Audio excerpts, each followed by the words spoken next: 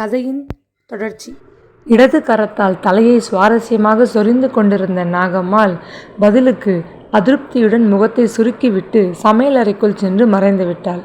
சுவரோடு சுவராய் ஒட்டி கொண்டு உட்கார்ந்திருந்த தியாகராஜனது உடலும் நெஞ்சமும் பயத்திலே பதறின. கண்களில் தழும்பிய நீர் அந்த மனிதனின் கரத்தில் மின்னிய கத்தியை கண்டதும் வற்றிவிட்டது. வாய்விட்டு அழுதால் எங்கே அந்த மனிதன் தன்னை கொன்று போட்டு விடுவானோ என்று அஞ்சியவனாக, மூச்சு விடவும் பயந்து இடத்தை விட்டு எழுந்திருக்க சக்தியின்றி அசையாது உட்கார்ந்திருந்தான். மாரிமுத்து, என்னப்பா இன்னுமா தூங்குற? வீராசாமி வந்து குப்பத்து மதகு கிட்ட காத்திருக்கான் என்று யாரோ அழைப்பதை கண்ட அந்த மனிதன், யாரது? மருதையா, நீ போய் அங்கே குப்பத்தாண்ட இரு, நான் ஒரு 5 நிமிஷத்தில் வந்து விடுவேன் என்று பரபரப்பாக பதில் அளித்துவிட்டு வீட்டின் பின்பக்கம் சென்றான். சிறிது பொழுதில் வெளிவந்த அவனது தோற்றம் மிகவும் மாறி இருந்ததை காண தியாகராஜனுக்கு மிக ஆச்சரியமாக இருந்தது. சற்று முன் பம் என்று உயர பறந்து நின்ற அவனது கிராப்பு சிகை மிகவும் நாசுக்காக வாரி விடப்பட்டிருந்தது. சிவந்த இரு கண்களையும் கருப்பு நிற கண்ணாடி ஒன்றை மறைத்து கொண்டு இருந்தது. மல்லிகை மலர் போன்ற வெண்ணிற ஷர்ட்டும் மடிப்பு களையாத சலவை நின்றும் பிரித்து அணிந்த வேஷ்டியுமாக வெளிப்பட்ட அவன் தன் முகத்தை ஒரு முறை சுவரில் மாட்டியிருந்த கண்ணாடியில் பார்த்து கொண்டான். நாகம்மா, கதவை தாள் போட்டுக்கோ, இந்த விருந்தாளி பையிலையும் கவனிச்சுக்கோ என்று கூறிவிட்டு சீட்டி அடித்து கொண்டு உற்சாகமாக வெளியே சென்றான். மாரிமுத்து சென்ற பின் கதவை தாளிட்டு உள்ளே பூட்டி கொண்டு வந்த நாகம்மாள் மூலையில் ஒண்டி கொண்டிருந்த சிறுவனை ஏற இறங்க நன்றாக கவனித்தாள். நீண்ட வடிவமான அந்த முகமும் சஞ்சலம் ததும்பிய இரு விழிகளிலும் துயரத்தினால் துடித்த மெல்லிய உதடுகளும் அவளுக்கு 15 வருஷங்களுக்கு முன்னிருந்த வாழ்வின் இந்த ஒரு நினைவை ஊட்டி அத்துடன் விவரிக்க இயலாத மனோவேதனையையும் உண்டு பண்ணியது. வழக்கம் போல் அவளுக்கு அன்று தன் சிறுசிறுப்பு சுபாவத்தை அந்த சிறுவனிடம் காட்ட ஏனோ மனம் வரவில்லை. எழுந்திரு தம்பி, சும்மாதான் அவரு உன்னை அப்படி அதட்டினாரு, பயப்படாத, எழுந்திருந்து அந்த அறையில் போய் பல் விளக்கிட்டு வா, காப்பி பலகாரம் வச்சிருக்கேன், சாப்பிடலாம் என்று உபசரித்தாள். அவளிடமிருந்து எழுந்த வார்த்தைகள் அவளது தோற்றத்திற்கு எதிராக இருந்ததை தியாகராஜனது பயம் சிறிது தெளிந்தது. சொன்ன பேச்சை கேட்காவிட்டால் மாரிமுத்துவினால் ஆபத்து சம்பவிக்கும் என்ற ஒரு பயத்தில் அவன் அவளுடைய கட்டளைப்படியே செய்ய எழுந்தான். காய்ந்த சருகு இலையிலே அவள் கொண்டு வந்து வைத்த இட்லிகளை கைகளால் தொடவும் தியாகராஜனுக்கு மிக்க அருவருப்பாக இருந்தது. அருகில் கொண்டு வந்து வெண்கல டம்ளரில் வைக்கப்பட்ட காப்பி என்ற கருநிற திராவகத்தை கண்டதுமே அவனுக்கு வயிற்றை குமட்டிட்டு வந்தது. அவள் கோபிப்பாளோ என்ற அச்சத்தினால் இட்லியை அவசரமாக பிட்டு வாயில் போட்டு கொண்டான். ஆனால் அதை விழுங்கக்கூட அவனால் முடியவில்லை. எண்ணெய் சட்டியிலிருந்து எரியும் தீக்குள் பாய்ந்து விட்டதை போன்ற தன் நிலையை சிந்தித்து பார்க்கவும் சக்தியற்றவனாய் திகிலும் குழப்பமும் ஒருங்கே எழுதி சாப்பிட முயன்று கொண்டிருந்தான்.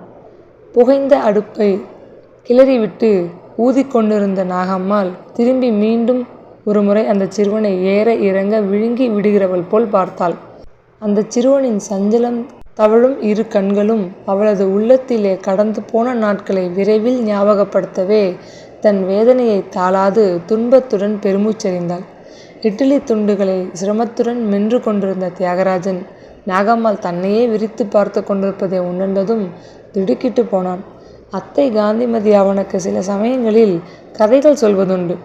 வாராது பறக்க விட்டு கொண்டு நிற்கும் கூந்தலுடன், குரோதம் பொங்கும் பெரிய விழிகளுடன், அழுக்கு ஆடை தரித்து கொண்டிருக்கும் ஒரு சூனியக்காரியை பற்றி அத்தை ஒரு கதையில் விவரித்ததை கேட்டு பயத்தில் ஒரு நாள் இரவு முழுவதும் அவன் தூங்காது கழித்து விட்டிருந்தான்.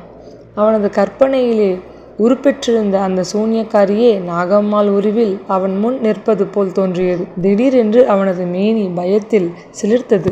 கையில் எடுத்த இட்லி துண்டத்தை கீழே தொப்பென போட்டுவிட்டு அவன் தலையை குனிந்து கொண்டான். கதை கேட்ட இரவு கனவிலே கத்தியது போல் அத்தை அத்தை என்னை காப்பாற்று என்று கூவி அழைத்து கதற வேண்டும் போல் அவன் உள்ளம் துடித்தது.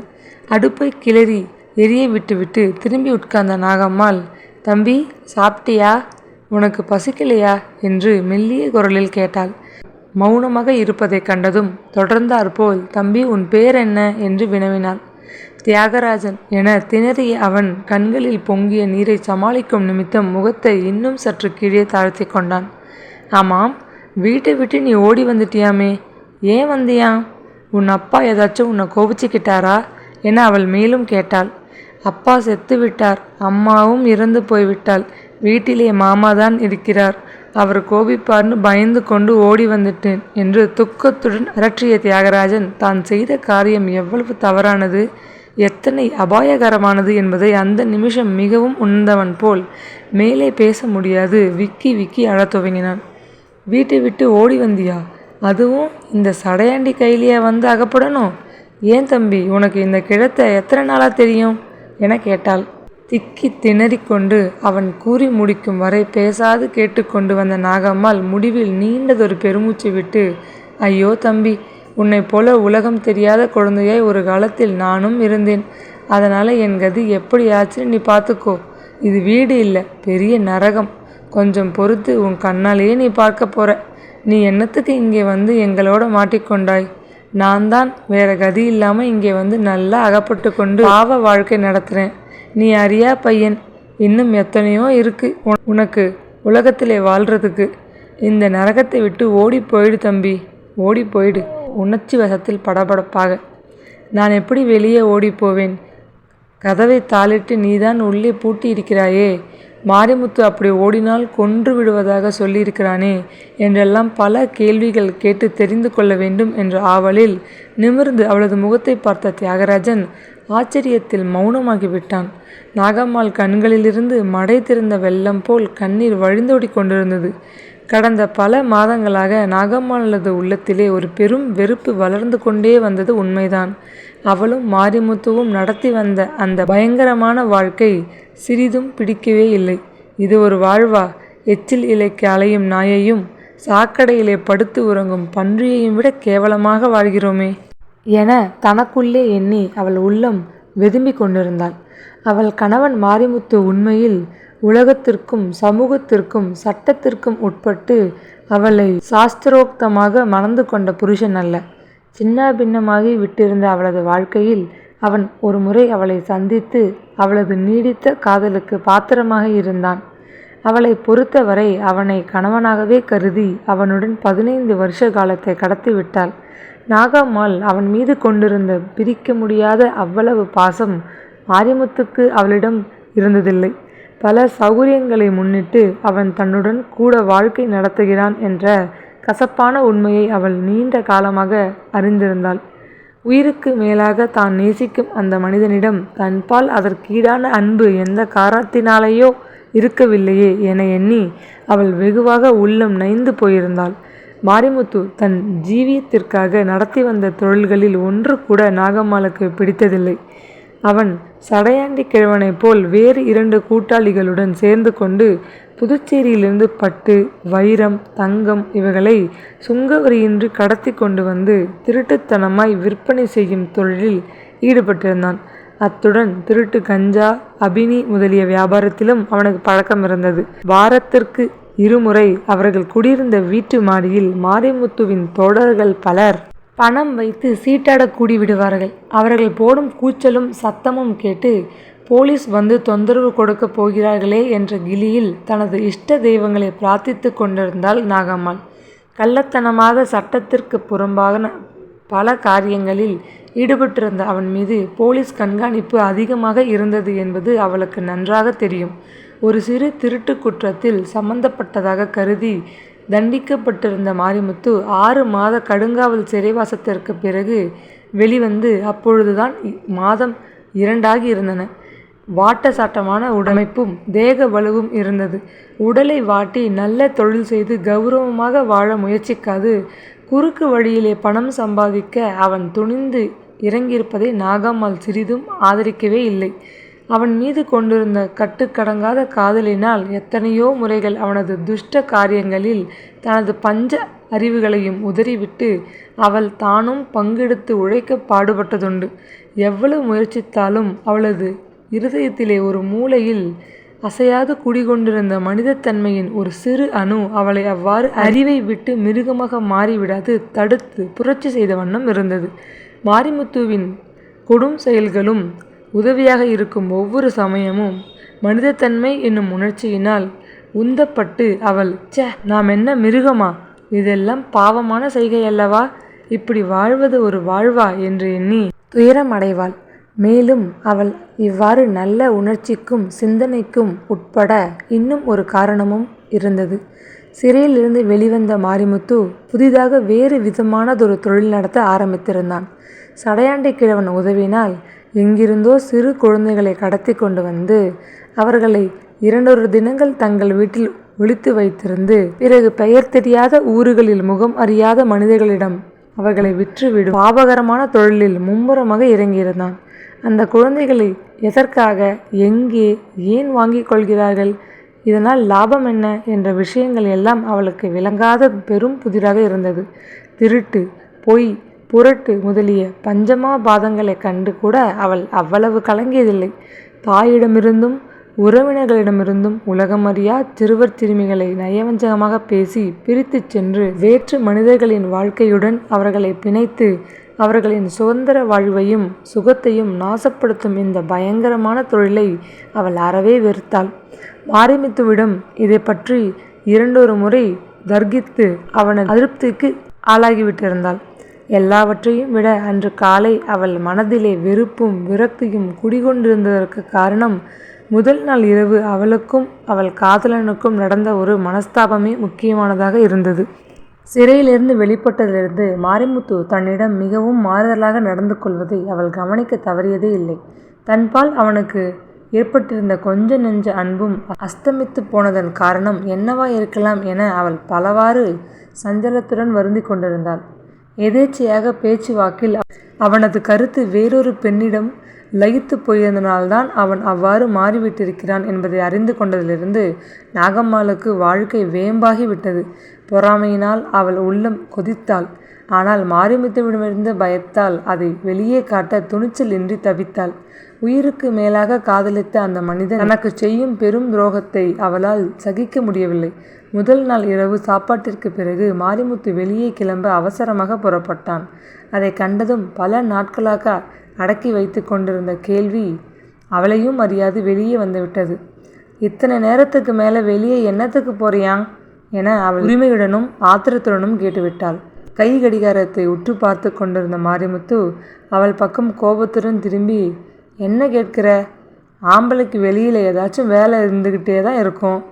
பெருசாக கட்டுன பஞ்சாதியாட்டம் கேள்வி கேட்க வந்துட்டியே, ஏது ஆளு துளுத்து விட்டாப்புல இருக்குது என்று உருமினான். அப்படி ஒரு வார்த்தையை சொல்கிறியே, உனக்கு நியாயமா? எங்கே போகிறேன்னு எனக்கு தெரியும். உன்னையே நம்பிக்கிட்டு இருக்கிற என்ன துச்சமாக பேசினா சாமி பொறுக்க மாட்டார் என்று சீற்றத்துடன் கூறிய நாகம்மாள் முடிவில் துக்கம் தாளாது விம்மி அழுதாள். இவ்வளவு வருஷங்களுக்கு பிறகு அவள் சட்டப்படி தன் மனைவி அல்ல என்ற அந்த பயங்கரமான உண்மையை அவளது காதலன் சுட்டி காட்டியது 1000 வேல்கள் கொண்டு பாய்ச்சியது போல் அவள் உள்ளத்தை வேதனை செய்தது. ச்சே, உன் ரோதனை நிறுத்து. நான் எங்கேயோ போவேன் வருவேன். அதை பற்றி பேசவோ கேட்கவோ நீ யார்? ஏதாச்சும் அனாவசியமாக பேசின உன் மென்னியை முறிச்சுடுவேன், ஞாபகம் இருக்கட்டும். உன்னை சொல்லி குத்தமில்லை, உனக்கு செம்மையாக உத கொடுத்து ரொம்ப நாளாச்சு. அந்த திமிர் அப்படி பேச சொல்லுது என்று அதட்டிவிட்டு மாரிமுத்து வெளியே சென்று விட்டான். மனம் மிகவும் புண்பட்டு போன நாகம்மாள் அன்று இரவு முழுவதும் தூங்கவே இல்லை. 15 வருஷங்களுக்கு முன்பு தான் ஏமாந்து உதறிவிட்டு வந்த இன்பமான அந்த வாழ்வை எண்ணி உள்ளம் உருகி போய் அழுது கொண்டே இருந்தாள்.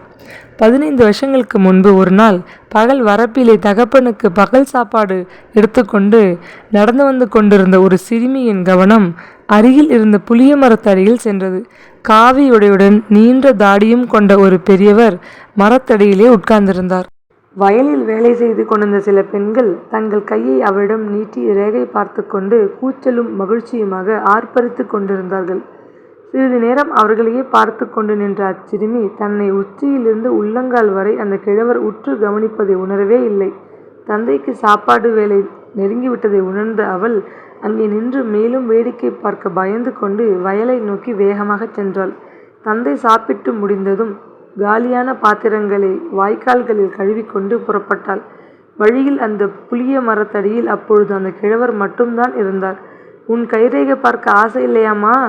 இங்கே வாமா குழந்தை என்று பெரியவர் மிகவும் அருமையாக அழைக்கவே தயக்கத்துடன் மரத்தை நெருங்கி தரையில் உட்கார்ந்து கொண்டு ஆவலுடன் கையை நீட்டினாள்.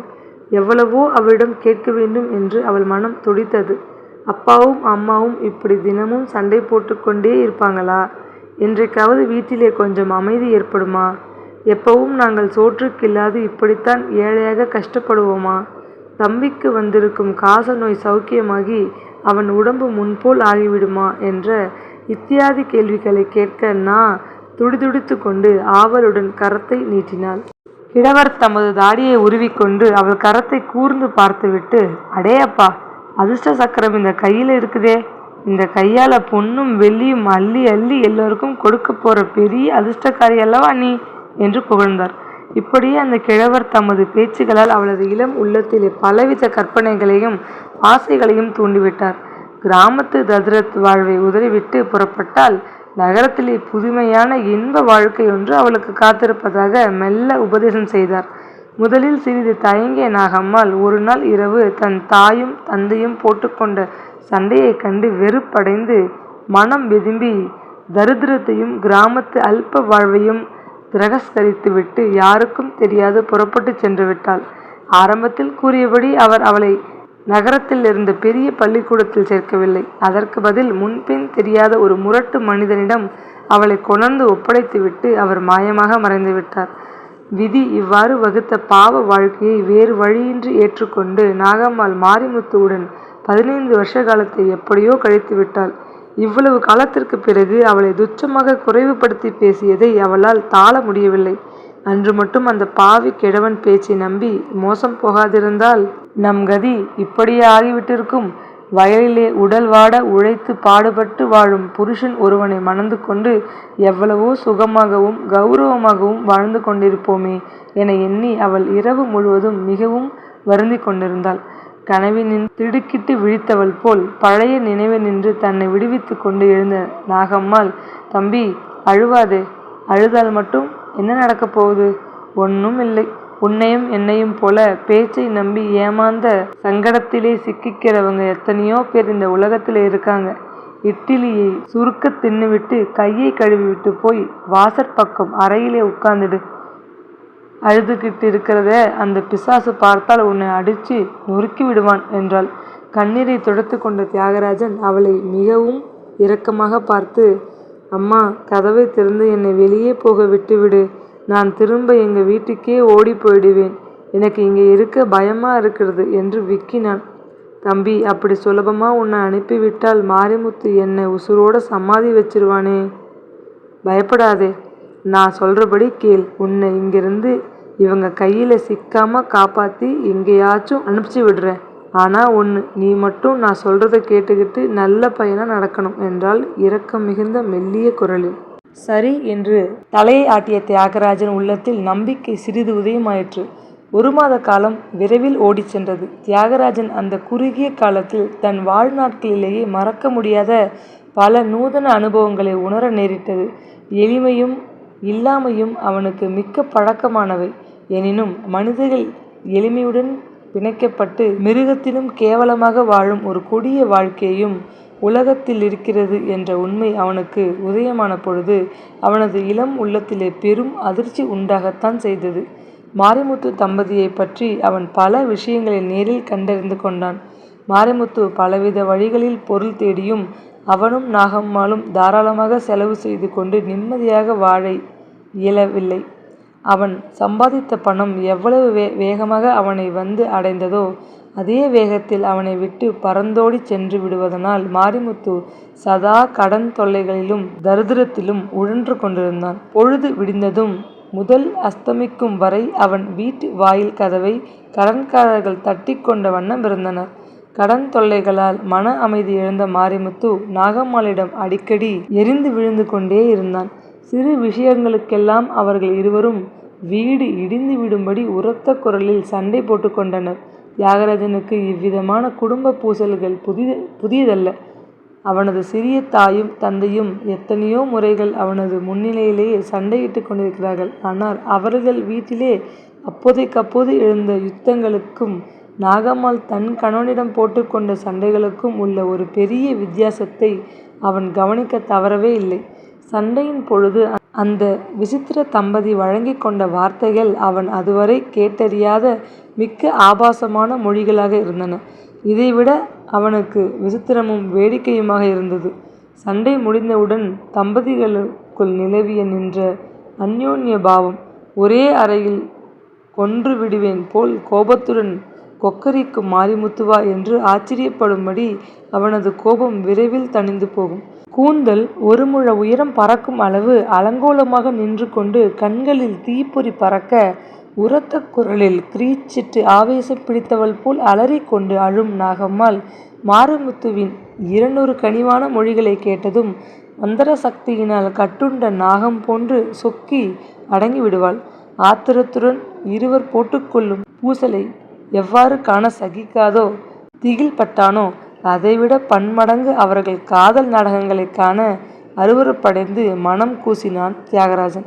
அருகிலே அந்த சிறுவன் உட்கார்ந்து கொண்டிருப்பதை கூட கவனிக்காதவள் போல் அன்பு மிகும் சமயங்களில் நாகம்மாள் மிக்க உரிமையுடன் மாரிமுத்துவின் மடியில் தன் பரட்டை தலையை வைத்து கொண்டு தன் 2 கரங்களால் அவனது முகத்தை வருடி கொஞ்சி கொண்டிருப்பாள். இத்தகைய ஒரு காட்சியை வாழ்நாட்களில் முதலாக காண நேரிட்டதனால் ஏற்பட்ட அதிர்ச்சியும் சங்கோஜமும் தாள முடியாது தியாகராஜன் அவமானத்தினால் குன்றி போனான். வெறுப்பு விருப்பு என்ற 2 பெரும் உணர்ச்சிகளுக்கு அடிமையாகி அவைகளில் நின்று மீளத் தெரியாது தவித்த அவர்களின் உண்மை மனநிலையை ஆராய்ந்து அறியும் அளவு அந்த சிறுவனுக்கு வயதாகிவிடவில்லை. அவர்கள் வாழ்ந்து வந்த அந்த தீய வாழ்வு, அவர்கள் பேசிய ஆபாச மொழிகள், அசம்பாவிதமான அன்பு செய்கைகள் இவை யாவும் அவனால் சகிக்க முடியாதவைகளாக இருக்கவே அந்த வீட்டை விட்டு எங்கேனும் ஓடிவிட வேண்டும் என்று துடியாக துடித்து கொண்டிருந்தான். அதற்கு ஏற்ற சந்தர்ப்பமும் சமயமும் வாய்க்காது போகவே அவனது பொறுமை குறைந்து கொண்டு வந்தது. உதவுவதாக கூறிய நாகம்மாளிடம் அவநம்பிக்கை ஏற்படத் தொடங்கியது. கடைசியாக தியாகராஜனின் உள்ள துடிப்பிற்கு ஒரு முடிவு காலம் மிகவும் எதிர்பாராத விதத்தில் வந்து சேர்ந்தது. மாரிமுத்து நாகம்மாளுக்கு இடையே ஏற்பட்ட ஒரு மனஸ்தாபம் அந்த சிறுவனின் விடுதலைக்கு வழிகோலாக அமைந்தது. அன்று காலை வெளியே ஏதோ அலுவலாக சென்றுவிட்டு வீடு திரும்பிய மாரிமுத்து மிகவும் உற்சாகத்துடன் காணப்பட்டான். சட்டையை கழற்றி ஆணியில் மாட்டிவிட்டு பின் கட்டத்திற்கு குளிப்பதற்காக அவசரமாக அவன் செல்வதை கவனித்த நாகம்மாள் ஆவலும் சந்தேகமும் ஒருங்கே எய்தியவளாக ஓடிச் சென்று அவனது சட்டை பையை பரிசோதனை செய்யலுற்றாள். எதிர்பாராத விதமாக பின்கட்டிலிருந்து விரைந்து வந்து கொண்டிருந்த மாரிமுத்து அவளது செய்கையை கவனித்து விட்டான். நெற்றி மீது புரண்ட ஈர சிகையை ஒரு குலுக்கினால் சரிப்படுத்தி கொண்டு ஆத்திரத்துடன் பாய்ந்து வந்து அவளது கரத்தை பற்றி கொண்டான். அவனது இரும்பு பிடியை தாளாது கரத்தில் பிடித்திருந்த தங்க சங்கிலியை நழுவ விட்டு நாகம்மாள் நோவு பொறுக்க முடியாது வாய்விட்டு அலறினாள். திருட்டு கழுத, என்ன வேலை செய்ய துணிஞ்சிட்ட? ஏது ரொம்ப துளுத்து போனாப்புல இருக்குது என கர்ஜித்த மாரிமுத்து அவளது கூந்தலை பற்றி ஒரு உலுக்கு உலுக்கி வேகமாக அப்பால் தள்ளினான். தரையில் போய் விழுந்த நாகம்மாளின் கரங்களில் இருந்த கண்ணாடி வளையல்கள் உடைந்து துண்டுகள் நாலாபுறமும் சிதறின. அதில் ஒரு சிறு துண்டு அவளது கரத்தில் குத்திவிடவே அந்த காயத்தில் நின்று ரத்தம் பீரிட்டு பாய்ந்து வழிந்தோடியது. நான் ஒன்றும் திருட வரவில்லை, உன் திருட்டுத்தனத்தை கண்டுபிடிக்கத்தான் எழுந்து வந்து பார்த்தேன். என்னை விட அவள் உனக்கு உசத்தியா போயிட்டா இல்லையா? இந்த சங்கிலி யாருக்கு வாங்கி வந்திருக்கேன்னு தெரியும் என்று விக்கி அழுத நாகம்மாள் புடவை தலைப்பால் காயத்தை அழுத்தி கொண்டாள். அருகில் இருந்த அறையில் ஒட்டி கொண்டு நின்ற தியாகராஜன் இரத்தத்தை காண பயந்தவனாக கண்களை இறுக மூடிக்கொண்டான். இந்த சண்டை எங்கே போய் முடியுமோ என்ற கிளியில் அவன் நெஞ்சு அடித்து கொண்டது. தெரியுமல்லவா, வாயை மூடிக்கிட்டு கெட. அவளை பற்றி ஏதாச்சும் பேசினா மென்னியை முறிச்சு விடுவேன் என்றான் கோபத்துடன் மாரிமுத்து பதிலுக்கு. அரிசி வாங்க பணம் கேட்டால் இல்லைன்னு கையை விரிச்ச. இப்போ அவளுக்கு தங்கச்சங்கிலி வாங்க மட்டும் பணம் எங்கிருந்து வந்துச்சான்? நீ பண்ணுற இந்த அக்கிரமத்துக்கு சாமி உன்னை கேட்பார் என்ற பொறாமையும் துக்கமும் தாளாது கத்தினாள் நாகம்மாள். 15 வருஷ காலம் மாரிமுத்துவுடன் நடத்திய வாழ்க்கையில் அவள் ஆசைப்பட்ட பொருள் ஒன்றையும் அவன் அவளுக்கு வாங்கி கொடுத்ததில்லை. எவ்வளவோ பணம் அவன் சம்பாதித்தான், எவ்வளவோ செலவு செய்தான். நாகம்மாள் ஆசையுடன் பல முறை கேட்டுக்கொண்டும் ஒரு தங்கச் சங்கிலி வாங்கி அவள் கழுத்தில் பூட்ட அவனுக்கு மனம் வந்ததே இல்லை. பல வருஷங்கள் அவனது வாழ்வின் ஏற்றத்தாழ்வுகளை பொறுமையுடன் பங்கிட்டு ஒத்துழைத்த தனக்கு ஏற்படாத ஒரு பாக்கியம், முன்பின் தெரியாத எவளோ ஒருத்தி சில தினங்களுக்கு முன்புதான் அவனுக்கு பழக்கமானவள். அவளுக்கு ஏற்படுவதை காண நாகம்மாளின் உள்ளம் பொறாமையினால் எரிமலை போல் கொந்தளித்தது. புலி போல் பாய்ந்து மாரிமுத்துவின் கழுத்தை நகங்களால் கிழித்து அவன் கொன்று விட்டால் கூட அவளது ஆத்திரம் அடங்காதது போல் அவன் மீது அவளுக்கு தாங்க முடியாத ஒரு வெறுப்பு அது சமயம் பொங்கி கொண்டு வந்தது. கீழே விழுந்து கிடந்த தங்கச் சங்கிலியை எடுத்து பத்திரமாக பொட்டலத்தின் மடியில் வைத்து கொண்ட மாரிமுத்து வெளியே செல்ல உடுத்தி கொள்ள ஆரம்பித்தான். சிறிது பொழுதில் வெள்ளை வேஷ்டியும் சரிகை அங்கவஸ்திரமுமாக கண்ணியமான தோற்றத்துடன் கிளம்பிய அவன் 2 ரூபாய்களை நாகம்மாள் முன் விட்டெறிந்தான். துட்டு இல்லைன்னு புலம்பாத, இன்னும் 4 நாளைக்கு பணம் என்கிற பேச்சு உன்கிட்ட இருந்து வரக்கூடாது. கதவை தாள் போட்டுக்கோ, பத்திரமா எல்லாத்தையும் கவனிச்சுக்கோ, ராத்திரி நான் வீட்டுக்கு வர வெகு நாழியாகும் என்று உத்தரவிட்டு வெளியே செல்ல திரும்பினான். தன்னை விட்டு வேறு ஒரு பெண்ணின் அன்பை நாடி செல்லும் தன் காதலனின் துரோக நடத்தை அவளது நெஞ்சை பிளந்தது. அவளால் அந்த துயரத்தின் கொடுமையை சகிக்கவே முடியவில்லை.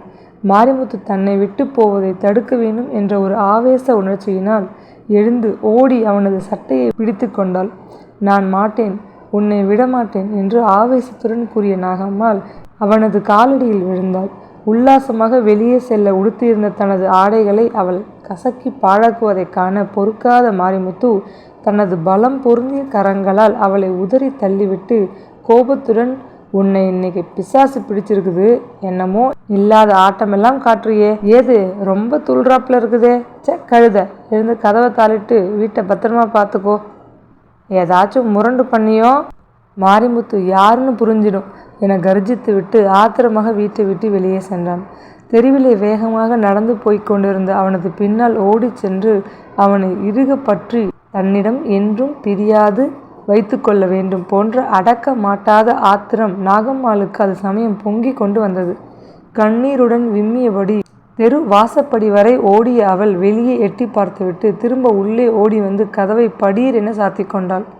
அவர்கள் வீட்டிலே எழுந்த கூக்குரலை கேட்டு வழக்கம் போல் அக்கம் பக்கத்தில் வசித்து வந்தவர்கள் வேடிக்கை பார்க்கும் நிமித்தம் அவர்கள் வீட்டு வாயிலிருந்து நின்று கொண்டனர்.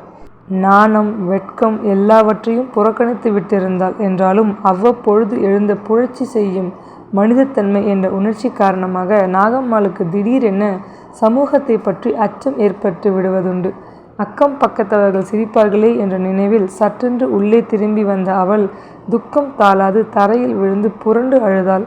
கள்ளம் கபடமற்ற தனது இன்பமான இளமை பருவம் வஞ்சனை வார்த்தைகளால் ஏமாற்றப்பட்ட சம்பவம், மாரிமுத்துவிடம் ஏற்பட்ட கட்டுக்கடங்காத காதல், 15 வருஷ வாழ்விலே ஏற்பட்ட பல்வேறு போராட்டங்கள் எல்லாவற்றையும் ஒருங்கே நினைத்து கொண்டு துயரமடைந்த நாகம்மாளுக்கு அவளது காதலின் மீது துவேஷம் பொங்கி எழுந்தது. தன் மனதை புண் செய்து விட்டு சென்ற கருணையற்ற அந்த கிராதகனை வஞ்சித்து மோசம் செய்ய வேண்டும் என்ற ஒரு எண்ணம் எழவே கண்ணீரை துடைத்து கொண்டு புத்துணர்ச்சி எய்தியவளாய் எழுந்து உட்கார்ந்தாள். அஸ்தமிக்கும் பொழுது நெருங்கியதும் நாகம்மாளின் பார்வையில் ஒரு பரபரப்பு காணப்பட்டது. அலங்கோலமாயிருந்த தனது கூந்தலை வாரி முடித்து கொண்டு தூசி படிந்த தனது ஆடையை தட்டி சரிப்படுத்தி கொண்டாள். மூஞ்சியை கழுவி கை கால் சுத்தம் பண்ணிவிட்டு, ஓடியா சோறு திங்க என தியாகராஜனுக்கு உத்தரவிட்டு அவசரமாக இலையில் சோறு பரிமாற ஆரம்பித்தாள். சாப்பிட உட்கார்ந்த தியாகராஜனுக்கு அவளது செய்கைகளின் தாற்பயம் புரியவில்லை. அவன் ஏதும் கேட்கும் முன் நாகம்மாள் முந்திக் கொண்டு, தம்பி, இன்னைக்கு ராத்திரி ஒரு வாட்டி தான் என் கையால் பொங்கி சோறு திங்க போற, நல்லா வயிறாறு தின்னுக்கோ, சட்டு புட்டுன்னு நாம் கிளம்பி போயிடணும், இல்லாட்டா அந்த பாவி பிசாசு வந்துவிடும் என்றால் உணர்ச்சி வசத்தில் நடுங்கிய மெல்லிய குரலில். தனக்கு அந்த பயங்கரமான வீட்டில் நின்று விடுதலை ஏற்பட போகிறது என்று அறிந்து கொண்ட தியாகராஜனுக்கு ஏற்பட்ட ஆனந்தத்தில் அவனால் சாப்பிடவே முடியவில்லை. தனக்கு உதவி செய்ய போகும் அவள் மீது ஏற்பட்ட நன்றி பெருக்கினால் அவனது தொண்டை அடைத்து கொண்டது. கண்கள் நீர் துளித்தது. அவசரமாக போஜனத்தை முடித்து கொண்ட நாகம்மாள் தெருவில் தலையை நீட்டி எட்டி பார்த்தாள். அஸ்தமித்து வெகு நேரமாகவில்லை. எனினும் வழக்கம் போல் அவர்கள் குடியிருந்த தெரு மனித சஞ்சாரமற்று அமைதியாக இருந்தது. இதுதான் சமயமென எண்ணியவள் போல் மிகவும் பதட்டத்துடன் வாயிற்கதவை சாத்தி பூட்டிக்கொண்டு தியாகராஜனது கரத்தை பற்றி இழுத்து கொண்டு தெருவில் இருளில் பதுங்கியபடி வேகமாக சென்றாள். எங்கே போகிறோம் என்ற ஒரு முடிவின்றி சந்துகளில் குறுக்கும் நெடுக்குமாக அவனை இழுத்து கொண்டு அவள் பைத்தியக்காரி போல ஓடினாள். பின்னால் ஆள் வரும் சப்தம் கேட்ட பொழுதெல்லாம் தியாகராஜன் எங்கே மாரிமுத்து வந்து விடுவானோ என்ற மிரட்சி அடைந்து அரண்டு போனான். நகரத்தின் மறு கோடியை அடைந்ததும் நாகம்மாள் மிக்க துணிச்சலுடன் அவனையும் புறப்பட தயாராக இருந்த பஸ் ஒன்றில் ஏற்றிவிட்டு தானும் ஏறிக்கொண்டாள். 1/2 மணி நேரம் பிரயாணத்தின் முடிவில் அவளது கட்டளைப்படியே பஸ்ஸிலிருந்து இறங்கினான் தியாகராஜன். வானத்திலே மின்னிய நட்சத்திரங்கள் மீது வேகமாக கருமேகம் வந்து சூழ்ந்து கொள்ளவே எங்கும் கண்ணை மறைக்கும் இருள் பரவி கிடந்தது. வரப்போகும் பெரும் மழைக்கு அடிகோலுவது போல் வானம் லேசாக இடித்து மின்ன துவங்கியது. சில்லென்று வீசிய குளிர்காற்று அந்த சிறுவனின் பயத்தை இரட்டிப்பாக்குவது போல் அவனது மேனியை நடுங்க செய்தது. அவர்களை ஏற்றி வந்த பஸ் புறப்பட்டு செல்லும் வரை வாளா நின்ற நாகம்மாள் அது சென்று மறைந்ததும் தியாகராஜன் அருகில் நெருங்கி அன்புடன் அவனது கன்னத்தை ஒரு முறை தடவி கொடுத்து அந்த கரங்களை தன் நெற்றி மீது வைத்து விரல்களை சொடுக்கி கொண்டாள். தம்பி, என் வாழ்க்கையிலே நான் இதுவரை எவ்வளவோ தப்புகள் செஞ்சிருக்கேன். ஆனால் இன்னையோட அந்த பாவமெல்லாம் போயிடும்னு நினச்சிக்கிட்டு மாரிமுத்துவை லட்சியம் பண்ணாமல் உன்னை வெளியே ஓடிப்போக இட்டுக்கொண்டு புறப்பட்டு வந்திருக்கேன். உன்னோட வெகு நேரம் பேசிக்கிட்டு இருக்க முடியாது. நான் வந்த சோடு தெரியாமல் திரும்ப ஓடி போகணும் என்றாள். அவளது குரல் துக்கத்தினால் தடைப்பட்டது. அப்படியானா என்னை இங்கே விட்டு விட்டு போயிடுவியா என திகைப்புடன் கேட்டான் அந்த சிறுவன். அதோ தெரியுது பார், அந்த பாதை வழியே போனீன்னா கூப்பிடு தூரத்தில் ஒரு கிராமம் வரும். அங்கே போய் ராத்திரிக்கு தங்கிவிட்டு விடிஞ்சதும் உன் ஊர் போய் சேர்ந்துடு. இந்தா செலவுக்கு இதை வச்சிக்க. உனக்கு இதுக்கு மேலே கொடுக்க என்கிட்ட பணம் இல்லை. உன்னை போல நானும் ஒரு அனாதை ஏழை. உன்னோட என்னை ஒப்பிட்டு பேச லாயக்கத்தவள் சின்னஞ்சிறு பயல் நீ. இன்னும் உலகத்திலே வாழ உனக்கு எத்தனையோ இருக்கு. எனக்கோ அப்படி இல்லை. இனிமேலே எனக்கு இந்த உலகத்தில் என்ன இருக்கு? ஒன்றுமே இல்லை. நான் பூமிக்கு வாரமாகவும் தண்டமாகவும் உசுர வச்சுக்கிட்டு இருக்கேன் என்று பேசிக்கொண்டு போன நாகம்மாள் மேலே பேச முடியாது துக்கத்துடன் திணறினாள். தன் வலது கரத்தை பிடித்து உள்ளங்கையிலே அவள் பரிவுடன் 2 ரூபாய்களை வைத்து அழுத்துவதை உணர்ந்த தியாகராஜனுக்கு பதில் என்ன கூறுவதென்று விளங்கவில்லை. நாகம்மாளின் துக்கம் அவன் உள்ளத்தை வேதனை செய்தது. என்னுடன் வந்து விடேன். நாம் இருவரும் எங்கேயாவது போய் வாழ்வோம். நான் வேலை செய்து உன்னை என் தாய் போல காப்பாற்றுவேன் என்று கூற வேண்டும் போல ஒரு ஆவல் ஏற்பட்டதெனினும் அவனால் ஏதும் பேச முடியவில்லை. தம்பி, போய் வா. மழை தூர ஆரம்பிச்சிடுச்சு. நீ பெரியவனாய் போய் நல்லா படித்து பெரிய உத்தியோகம் பண்ணி நல்லா இருக்கிறச்ச இந்த பாவி நாகம்மாளை நினச்சிக்கோ. அதுவே எனக்கு பெரிய பாக்கியம். போய் வா தம்பி, நிற்காதே இங்கே. மாரிமுத்துக்கு தெரிஞ்சவங்க கண்ணில் தென்பட்டாலும் ஆபத்து என்று தழதழத்த குரலில் கூறிய நாகம்மாள் அந்த சிறுவனை அன்புடன் ஒரு முறை மார்புடன் அணைத்து கொண்டாள். கன்னத்திலே வந்து சுட விழுந்த அவளது கண்ணீரை தொடுத்து கொண்ட தியாகராஜன் சோவென பொழிய துவங்கிய மழையில் அவள் காட்டிய திசையை நோக்கி தலைதிரிக்க ஓடினான். மாரிமுத்து வேகமாக வீட்டை நோக்கி வந்து கொண்டிருந்தான்.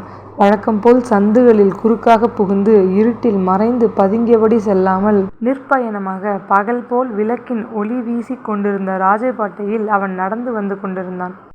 சட்டைப்பையில் ஆட்சேபகரமான வஸ்துக்கள் என சட்டப்படி கருதப்படும் பிச்சுவாவும் புதுச்சேரியிலிருந்து கொண்டு வரப்பட்டிருந்த 2 தங்க கைக்கடிகாரங்களும் இருந்தன.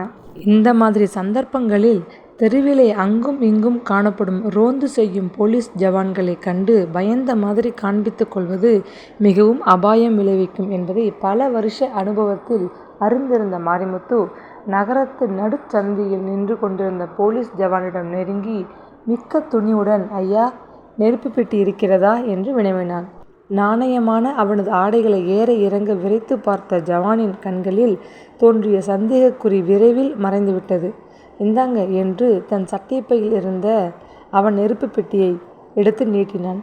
நிதானமாக சிகரெட் ஒன்றை பற்ற வைத்து கொண்ட மாரிமுத்து, இரவு முழுவதும் கண் விழிக்க வேண்டுமே, உங்கள் வேலை மிகவும் தொல்லையானதுதான் பாவம் என தைரியத்துடன் கூறிவிட்டு, இந்தாருங்கள், நீங்களும் ஒன்று பற்ற வைத்து கொள்ளுங்கள், தூக்கத்துக்கு இது நல்ல மருந்து என தன் சிகரெட் பெட்டியை அவன் முன் நீட்டினான். நான் புகைப்பிடிக்கும் பழக்கமுடையவன் அல்ல. அவசரத்திற்கு விளக்கு கொளுத்த வேண்டுமானால் இருக்கட்டும் என்பதற்காகத்தான் தீப்பெட்டியை வைத்து கொண்டிருக்கிறேன் என பதிலளித்த ஜவான் மெல்ல நகைத்தான். தூக்கம் வராது விழிப்புடன் காவல் காத்து நிற்க அவனுக்கு இப்படி யாருடனாவது சற்று சம்பாஷித்து கொண்டிருந்தால் பெரும் ஆறுதலாக இருக்கும் போல் தோன்றியது. நல்ல பிள்ளை, உங்களுக்கு இன்னமும் கல்யாணமாகவில்லை என்று நினைக்கிறேன் என பரிகாசமாக சிரித்தான் மாரிமுத்து. இரவின் நிசப்தமான அவ்வேளையில் அவனது சிரிப்பு காற்றின் ஊடே வேகமாக வெகு தொலைவு வரை சென்று ஒலித்தது. இல்லை, எப்படி கண்டுபிடித்தீர்கள் என ஆச்சரியத்துடன் கேட்டான் அந்த ஜவான். மிகவும் சுலபம். என்னைப் போல ஒரு குடும்பஸ்தனாக இருந்தால் இந்த பழக்கம் தானாகவே ஏற்பட்டிருக்கும். ஆண் பிள்ளைகள் இவ்விதமான துர்ப்பழக்க வழக்கங்களுக்கு அடிமையாவதற்கு வீட்டில் இருக்கும் பெண் பிள்ளைதான் காரணம். நல்லவனாகவும் ஒழுங்கு நடத்தை உடையவனாகவும் நாம் வாழ அவர்கள் ஒரு நாளும் விடுவதில்லை. நீங்க ரொம்ப அதிர்ஷ்டசாலிதான். ரோந்து முடிந்ததும் வீட்டுக்கு திரும்பினால் ஏன் இவ்வளவு நாழி, எங்கே போயிருந்தீங்க என்று மிரட்டி கேட்க, சண்டை போட வீட்டிலே ஒரு பெண்மணி இருக்க மாட்டாங்க இல்லையா? வெளியிலே போறதையும் வர்றதையும் பற்றி தர்கித்து சண்டை போட ஒருத்தரும் இல்லை என்றால் எத்தனை நிம்மதி என்றான் கேலியாக. முன்பின் தெரியாத அந்த மனிதன் திடீரென வழியே வந்து நட்பு பாராட்டி பேசிய தோரணை போலீஸ் ஜவானுக்கு மிகவும் நூதனமாகவும் ரசமாகவும் இருந்தது. உத்தியோகத்தில் அனுபவம் சரிவர ஏற்படாத கற்றுக்குட்டி அவன். ஆச்சரியத்துடன் மாரிமுத்துவை விழித்து பார்த்து, உங்கள் மனைவி அப்படி தினமும் உங்களுடன் தர்க்கம் செய்து சண்டை போடுறாங்களா என்ன என்று பரிகாசமாக கேட்டான். மாரிமுத்து அவனுக்கு நேரடியாக பதில் அளிக்காமல், கல்யாணம் செய்து கொண்ட புதிதில் வீட்டுக்கு எப்போது போவோம் என்று மனம் துடிக்கும். கொஞ்சம் காலம் ஆனதும் ஏன் போக வேணும், வெளியிலேயே இருந்துவிட மாட்டோமா என்று வாழ்க்கை ஒரே நடுக்கமாக மாறிவிடும். இதுதான் வாழ்க்கை. காரணம் என்னை கேட்டால் உங்களுக்கு நான் ஒரு புத்திமதி சொல்ல விரும்புகிறேன். இப்பொழுது இருப்பது போல் எப்பொழுதும் சுதந்திரமாக நீங்கள் தனியாகவே இருந்துவிடுங்கள். மயங்கி போய் தப்பி தவறி குடும்ப பந்தம் என்பதில் அகப்பட்டு கொண்டு விடாதீர்கள். தெரியாமலா பெரியவர்கள் சொல்லியிருக்கிறார்கள், பெண் என்னும் மாய பிசாசாம் என்று என வேதாந்தமாக கூறிவிட்டு பெருமூச்செறிந்தான். நான் இந்த வழியாக ரோந்து போக வேணும். தாங்கள் எந்த வழி செல்லப் போகிறீர்கள் என்று முடிவில் ஜவான் கேட்டான். அது சமயம் எதிர்ப்புறமாக வந்து கொண்டிருந்த 2 போலீஸ் உத்தியோகஸ்தர்களை சற்று தொலைவிலே கண்டு கொண்ட மாரிமுத்து சட்டென, ஏன் நானும் நீங்கள் செல்லும் வழியில்தான் போக வேணும். உங்களுடன் நடந்து சென்றால் ஒரு விதத்தில் அனுகூலமே. பாருங்கள், இப்பொழுதெல்லாம் காலம் கெட்டு கிடக்கிறது. இரவு வேளைகளில் தனி வழியே தெருவிலே போவது கூட ஆபத்தாக இருக்கிறது. போக்கிரிகள் நடமாட்டம் ஊரில் மிகவும் வலுத்து போயிருக்கிறது என்றான். ஆமாம், முந்தா நாள் கூட ஒரு கத்திக்குத்து சம்பவம் தெற்கு தெரு முகப்பிலே நடந்தது. அடிக்கடி இப்படி நடப்பதால் தான் இப்பொழுதெல்லாம் ராத்திரி பாரா அதிகமாக ஏற்பட்டிருக்கிறது என்றான் ஜவான். எதிரே கை விளக்குடன் ரோந்து சென்று கொண்டிருந்த போலீஸ் உத்தியோகஸ்தர்கள் இருவரும் மாரிமுத்துவை சந்தேகத்துடன் இடைமறித்து நிறுத்தவில்லை. அந்த இளம் ஜவானுடன் பரிகாசமும் சிரிப்புமாக பேசிக்கொண்டு சென்ற அவன் அவனது நண்பனாக இருக்க வேண்டும் என்று அனுமானித்து கொண்ட அவர்கள் தாங்கள் வழியே சென்றனர். ஜவானது அருகாமையில் எந்தவித சந்தேகத்திற்கும் இடமளிக்காது நிம்மதியாக நடந்து சென்று கொண்டிருந்த மாரிமுத்து தெருவின் கோடியை அடைந்ததும், நான் வருகிறேன், தனியே வருகிறோமே என்று எனக்கு கொஞ்சம் திகிலாகத்தான் இருந்தது. உங்கள் துணையுடன் வீடு அருகே வந்துவிட்டேன், ஞாபகம் வச்சுக்குங்க என்று நீண்ட நாள் பழகியவன் போல் ஜவானின் முதுகில் ஒரு தட்டு தட்டிவிட்டு ஒரு சந்திற்குள் சென்று மறைந்தான். வீடு அருகில் சென்றானே, கொஞ்சம் தாகத்திற்கு நீர் கேட்டு வாங்கி சாப்பிட்டிருக்கலாமே என ஒரு கணம் எண்ணிய ஜவான் பிறகு அந்த உத்தேசத்தை மாற்றிக்கொண்டு தனது கடமையை ஆற்றும் பணியில் ஈடுபட்டவனாக தெருவில் முன்னும் பின்னும் பார்த்து கொண்டு மேலே சென்றான். சற்று நேரம் வரை சுவர் ஓரமாக சந்தில் இருளிலே நின்று கொண்டிருந்த மாரிமுத்து ஜவான் தெருவின் முனையை விட்டு திரும்பி அப்பால் சென்று மறையும் வரை காத்திருந்து விட்டு வெளியே வந்தான். ஒரு முறை தன் சட்டை பையில் இருந்த கடிகாரங்களை தொட்டு பார்த்து கொண்டான். 10ஆம் பசிலியாக இருந்த அனுபவமற்ற அந்த இளம் ஜவானை எண்ணிய மாத்திரத்தில் அவனுக்கு சிரிப்பு வந்தது. முட்டாள், இவன் ரோந்து சுத்துறதும் ஒண்ணுதான், சுத்தாததும் ஒண்ணுதான். இந்த மாதிரி ஏமாந்த சோனகிரிகள் மேல் சர்க்கார் செலவழிக்கும் பணம் தண்டம்தான் என்று தனக்குள்ளே இகழ்ச்சியாக கூறிக்கொண்டு சிறிது தூரத்தில் இருந்த தன் வீட்டை நோக்கி வேகமாக நடந்தான். ஒரு போலீஸ்காரன் கண்ணில் மண்ணை தூவிவிட்டு மிகவும் சாமர்த்தியமாக நடந்து கொண்ட தன் திறமையை பற்றி எண்ணி மிக்க பெருமிதம் அடைந்தான். வீட்டை நெருங்க நெருங்க அவனது உற்சாகம் உச்சநிலை அடைந்தது. அன்றிரவு அவன் வெளியே சென்றிருந்த ஒரு முக்கிய வேலை மிகவும் திருப்திகரமாக முடிந்துவிட்டிருந்ததால் ஏற்பட்ட சந்தோஷம்தான் அதற்கு பெரிதும் காரணம். 1 மாத காலமாக வீட்டில் வைத்திருந்து சோறு போட்டு காப்பாற்றி வைத்திருந்த விருந்தாளி பையனை அவனது கூட்டாளிகளில் ஒருவன் நல்ல விலைக்கு விற்று கொடுப்பதாக அவனிடம் வாக்கு கொடுத்திருந்தான். மறுதினம் காலை அதற்காக முன்பணம் 500 ரூபாய் வேறு தருவதாக அவன் கூறியிருந்தான். வடக்கே இருந்த நகரம் ஒன்றில் வெளி தேசத்திலிருந்து அபினி முதலிய போதைப் பொருட்களை கள்ளத்தனமாக கடத்தி சென்று வியாபாரம் செய்த ஒரு கூட்டம் இருந்தது. அவர்களுக்கு அந்த திருட்டு தொழிலில் பழகி உதவி செய்ய சிறுவர்கள் சிலர் தேவையாக இருந்தனர். உற்றார் உறவினர்கள் அதிகம் இல்லாத கள்ளங்கபடமற்ற சிறுவர்களே அந்த வேலைக்கு எளிதில் உபயோகப்படுவார்கள் என அறிந்த அந்த கூட்டம் அத்தகைய இளம் பிள்ளைகளை விலை கொடுத்து வாங்குவதில் ஈடுபட்டிருந்தது. மாரிமுத்து எத்தனையோ குழந்தைகளை அவ்வாறு சடையாண்டி கிழவன் உதவி செய்ய கடத்தி சென்று விற்று லாபமடைந்திருந்தான். இதுவரை கிடைத்த தொகையை விட தியாகராஜனுக்காக கிடைக்கப் போகும் பணம் மிகவும் அதிகமாக இருந்ததனால் அவனுக்கு மகிழ்ச்சி தாழ முடியவில்லை. காதல் பாட்டொன்றை சீட்டி அடித்த வண்ணம் உல்லாசமாக வீட்டு வாயிலை நெருங்கிய மாரிமுத்து திடுக்கிட்டு நின்று விட்டான். என்றுமில்லா புதுமையாக அவன் வீட்டு வாயில் கதவு பூட்டியிருந்தது. நாகம்மாள் தன்னை மோசம் செய்திருக்க கூடும் என்று அவனால் நம்பவே முடியவில்லை. அவ்வளவு வருஷங்களாக அவனது அன்பையும் ஆத்திரத்தையும் சமமாக பகிர்ந்து கொண்டிருந்த அவள் அவனை ஏமாற்றுவாளா? மாரிமுத்து இருதயம் படபடவென்று துடித்தது. முகத்தில் குப்பென வியர்வை துளிகள் அரும்பின. இடது கரத்தினால் தன் அரும்பு மீசையை தடவி கொண்டான். எத்தனையோ பெரிய பெரிய உத்தியோகஸ்தர்களையெல்லாம் வினாடியில் ஏமாற்றி வெற்றி பெற்று வந்த அவனை கேவலம் சொன்னதை கேட்டுக்கொண்டு அடிமையாக கிடந்த ஒரு பெண் பிள்ளை ஏமாற்றி விடுவதா? நாகம்மாள் அப்படி ஒரு துரோகம் செயலை செய்துவிட்டு உயிருடன் இருந்து விடுவாளா? பார்க்கலாம் என எண்ணி மனம் கொதிக்க மாரிமுத்து அக்னி பிரவேசத்தை வாரி வீசும் ஒரு எரிமலை போல் கோபமே உருவாக நின்று கொண்டிருந்தான். நாகம்மாள் எங்கு போயிருப்பாள் என்று யோசித்த வண்ணம் தெருவை எட்டி பார்த்த அவன் உள்ள படபடப்பு அதிகரிக்க துவங்கியது. சற்று தொலைவிலே தெரிந்த விளக்கொலியில் தள்ளாடி கொண்டு நாகம்மாள் வீட்டை நோக்கி வந்து கொண்டிருந்தாள். பதுங்கி பாய தயாராக நிற்கும் காட்டு விலங்கை போல் தூண் மறைவில் மறைந்து கொண்டான் மாரிமுத்து. நாகம்மாள் பரபரப்பாக இடையிலிருந்த சாவி கொத்தை எடுத்து கதவை திறந்து கொண்டு உள்ளே நுழைந்தாள். உடனடியாக கதவை தாளிட திரும்பிய அவள் தன் கரத்தை யாரோ முரட்டுத்தனமாக பற்றுவதை உணர்ந்து பயத்தில் கிரீச்சென அலறிவிட்டாள். ஆத்திரத்துடன் சுவரின் மீது போய் மோதிக்கொண்டு விழும்படி அவளை தள்ளிய மாரிமுத்து கதவை படீர் என்று சாத்தி தாளிட்டு விட்டு அங்கவஸ்திரத்தை கோபத்துடன் கழற்றி கட்டில் மீது வீசிவிட்டு நாகம்மாள் அருகே அனல் பொறி பறக்கும் விழிகளுடன் பல்லை கடித்து கொண்டு நெருங்கினான். துரோகி, சண்டாளி, எங்கே அந்த பையன் என்று உரிமிய அவன் ஆக்ரோஷத்துடன் தன்னை அணுகுவதை உணர்ந்த நாகம்மாள் விருக்கென எழுந்து அவனது பிடிக்கு அப்பால் தள்ளி நகர்ந்து நின்றாள். பயத்தினால் அவளது கால்கள் தள்ளாடின. வேட்டை நாய்களால் துரத்தப்பட்ட மானை போல் களைப்பு நிறைந்த பெருமூச்சினால் அவளது விம்மி எழுந்து கொண்டிருந்தது. என்ன பதில் கூறுவதென்ற திகைப்பில் அவள் திகிலுடன் விழித்தாள். இந்த நிலை கண்ணிமைக்கும் நேரம் வரைதான் நீடித்திருந்தது.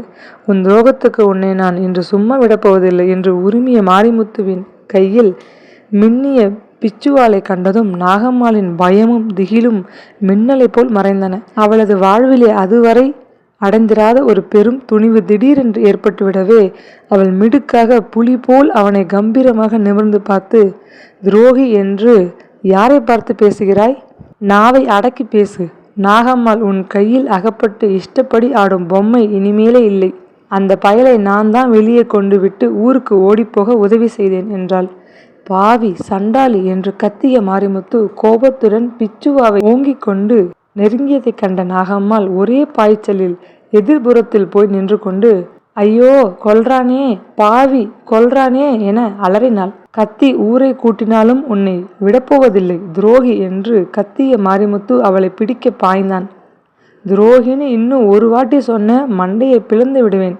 திருட்டு பாவி, இல்லாததையும் பொல்லாததையும் சொல்லி என்னை ஏமாற்றி என் வாழ்வை பாழாக்கிட்டு என்ன உதறிவிட்டு போக பாத்தியே. நான் துரோகியா? நீ துரோகியா? நீ செஞ்சதுக்கு நான் பழி வாங்கிட்டேன். அந்த பயல் ஊருக்கு போய் உன்னை பற்றி போலீஸில் எழுதி கொடுத்துருவான். கையிலே காப்பு போட்டுக்கிட்டு போய் ஜெயிலில் இரு. தங்கச்சங்கிலி வாங்கிக்கிட்டு ஓடினியே பார்க்குறதுக்கு.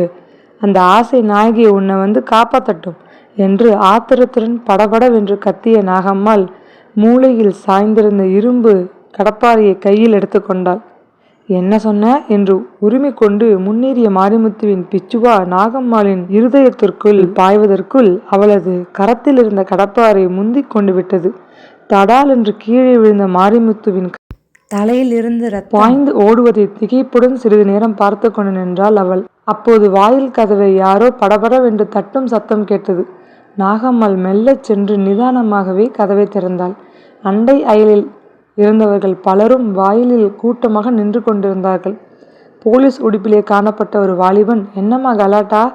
அக்கம் பக்கத்தவர்கள் பெரிய தொல்லை கொடுத்து கொண்டு இங்கே என்ன சண்டை என்று அதட்டினான். எப்பவும் ராத்திரி வேளையில் இவங்க போடுகிற சண்டை சகிக்கவில்லை ஐயா. ஏதோ கொலை விழுந்து விட்டா போல தினமும் யுத்தம் என்று கூட்டத்தில் ஒருவன் பதிலளித்தான். என் புருஷனை நான் கொன்று விட்டேன். சந்தேகமாயிருந்தா உள்ளே வந்து எல்லோரும் பாருங்கள் என கூச்சலிட்ட நாகம்மாள் தொடர்ந்தாற்போல் கடகடவென நகைத்தாள். உலகம் கிர் என்று சுத்துவது போல் அவளுக்கு தோன்றியது. தலையை கரத்தால் பற்றி கொண்டு இதோ பாருங்கள், எல்லோரும் பாருங்கள் என்று கூறிவிட்டு அவர்களை உள்ளே வர வழி விட்டுவிட்டு நகர்ந்து நின்றாள். தரையில் கிடந்த மனிதனின் முகத்தை நிமிர்ந்து பார்த்த போலீஸ்காரன் திடுக்கிட்டான். சற்று முன் தன்னுடன் வேதாந்தமாகவும் பரிகாசமாகவும் பேசிக்கொண்டு நடந்து வந்த அந்த மனிதன் தரையில் பிணமாக கிடப்பதை அவனால் நம்பவே முடியவில்லை. அவனுக்காக மரணம் அவ்வளவு அருகில் காத்து கொண்டிருக்கையில் அந்த மனிதன் எவ்வளவு ரசமாகவும் ஹாசியாகவும் பேசிக்கொண்டிருந்தான் என தனக்குள் எண்ணி ஆச்சரியப்பட்ட அந்த இளம் போலீஸ் ஜவானின் உடல் பயத்தில் சிலிர்த்தது. உத்தியோகத்தில் அவன் அடைந்த பயங்கரமான இந்த முதல் அனுபவம் அவனுக்கு பலவித உணர்ச்சிகளை உண்டாக்கவே அவன் செயலற்று போய் நின்றான். எத்தனை தைரியம்! ஒரு பெண் பிள்ளை செய்திருக்கிற காரியத்தை பாரு என்று கூட்டத்தில் யாரோ கூறுவதை கேட்ட நாகம்மாள் கோபத்துடன் அந்த பக்கம் திரும்பி, உங்கள் ஒருத்தருக்கும் இந்த பாவி பயலை அடக்க தைரியம் இல்லாட்டி என்னை ஏன் குத்தம் சொல்றீங்க? அதனால்தான் நான் கடப்பாறையால் அடித்து கொன்னுட்டேன். போலீஸ்காரையா, ஏன் சும்மா முழிச்சுக்கிட்டு நிற்கிறேன்? நான் என் புருஷனை கொன்னுட்டேன்னு என்னை பிடிச்சு கொண்டு ஜெயிலில் வைக்காம பொம்மையாட்டம் நிற்கிறியே என்று கேட்டாள். புத்தி கலங்கி விட்டது நாகம்மாவுக்கு. கூட்டத்தில் இருந்து ஒருத்தன் ரகசியமாக இன்னொருத்தனிடம் காதில் கூறினான். ஜன்னல் அருகே சென்று கம்பியை பிடித்து கொண்டு வெளியே பார்ப்பவள் போல நின்ற நாகம்மாள், குத்து விடுவேன்னு மிரட்டினா, போட்டேன் ஒரு போடு, செத்துட்டான் பாவி. தங்கச்சங்கிலியை வாங்கி அவளுக்கு கொடுக்கும்போது மனசு என்ன பாடுபட்டது! என்ன மோசம் பண்ணி துரோகம் பண்ணி என்ன பாடுபடுத்தினான்! ஐயோ, எவ்வளவு கஷ்டப்பட்டேன்! வீடு வாசலை விட்டு ஓடி வந்து இந்த கதியானேன். ஐயோ அம்மா என மெல்லிய குரலில் முணுமுணுத்து கொண்டு முடிவில் ஓவென்று விம்மி எழத் துவங்கினாள். தரையில் கிடந்த மாரிமுத்துவின் உடலை சுற்றி நின்ற கும்பல் அவர்களிடையே எழுந்த பல்வேறு அபிப்பிராயங்கள் இடுப்பில் கை வைத்து கொண்டு விழித்தபடி நின்ற அந்த போலீஸ் உத்தியோகஸ்தன் ஒருவரும் அவளது கண்களில் தெரியவில்லை. பல வருஷங்களுக்கு முன் வயல் ஓரத்தில் மர நிழலில் நீண்ட தாடியுடன் விளங்கிய ஒரு பெரியவரிடம் கைரேகை பார்த்து மகிழ்ந்து கொண்டிருந்த ஒரு சிறுமிதான் அவளுக்கு தெரிந்தாள். பாவி கிழவன் ஏமாத்தி விட்டான் என்று முணுமுணுத்த உடலை பெரும் விம்மல்கள் குலுக்கின. தன்னுடைய சுதந்திரம் 2 பேருடைய வாழ்க்கையை எவ்வளவு தூரம் பாதித்து விட்டது என்பதை அறிய முடியாத தியாகராஜன் மழையை பொருட்படுத்தாது விழுந்தடித்து ஓடிக்கொண்டே இருந்தான். ஆடை தொப்பலாக நனைந்து விட்டது. கால்கள் மேலே ஓட முடியாமல் சோர்வுடன் தடுமாறின. கிளியில் குழம்பி போயிருந்த அவனுக்கு இருளில் திசையும் புரியவில்லை. சிறிது நேரம் மழை நின்று வானம் மெல்ல தூறி கொண்டிருந்தது. ஆனால் அவன் மட்டும் விடாது ஓடிக்கொண்டே இருந்தான்.